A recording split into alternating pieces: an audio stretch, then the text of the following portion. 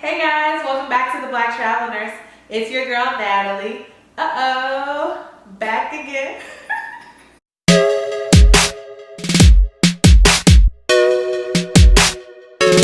I'm here today to discuss a topic that us nurses know a lot about, especially us travelers, and that's floating.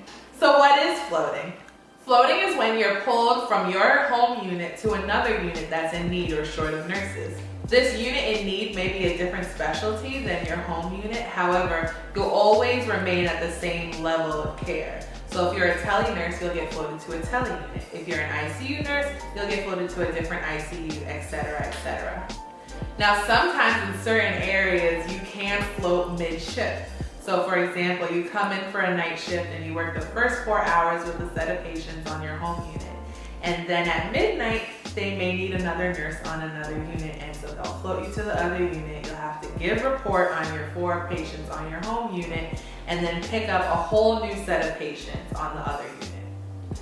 As travel nurses, unfortunately, we are the first to float, so it's something to kind of wrap your head around and get used to if you plan on traveling.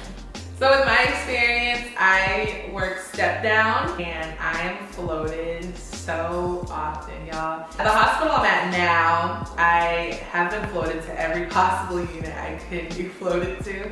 And it's usually, at this specific hospital, I'm floated once a week. So at my first assignment in the Bay, unfortunately, I was floated a lot mid-shift. In the Bay, the nurses work 8-hour shifts. So I would come in at 7:30 at the tail end almost of evening shift, and night shift would come in at 11. If my unit was fully staffed for night shift, I would then be floated to another unit in which I picked up a whole new set of patients.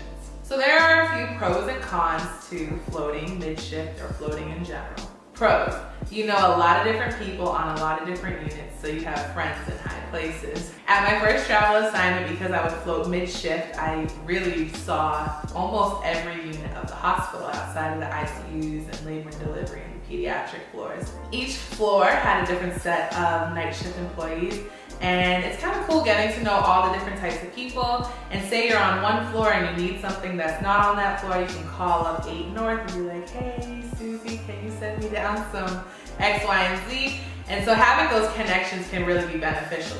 Another pro is that you get to see a variety of different patients. So if you're working on a GI floor, and that's your home-based floor, and they send you to a surgical floor or an observation unit, you get a different patient population, and that can keep things interesting and fresh.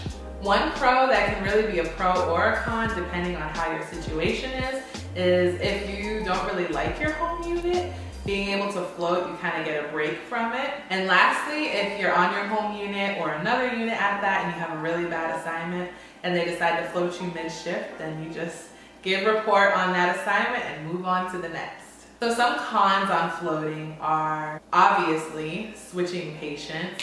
That can be super frustrating, especially a nurse like myself. I love continuity of care and I love really getting to know my patients, and having to float mid-shift, you know, you have to sever those ties and move on to the next group.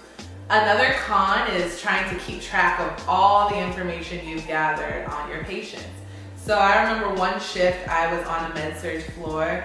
I started off with 5 patients, and the first 4 hours I worked with those 5 patients. And at midnight, I was floated to another med-surg floor. So I had to give report on the 5 patients and then come to another floor and pick up a whole other 5 patients. That's 10 patients in one night.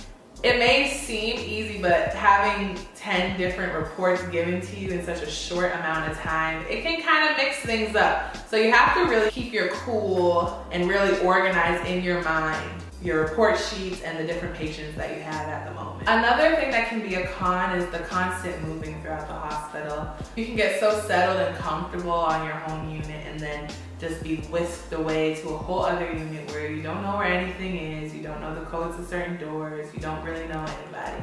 Another thing I absolutely hated about being floated at the top of the shift or mid-shift is having a late start. When I come to work, I come early, and I like to, if I'm able, look my patients up, see what needs to be done, what wasn't done during the day. But I had to learn the hard way with traveling that you really never know where you're gonna be. So with the floating, you kind of get a late start to starting your shift off. So you just have to kind of adjust to the staffing office and them trying to figure things out. So that's a little bit about floating. For sure, it's something that you will have to deal with as a nurse and especially as a traveler. Thank you so much for supporting us.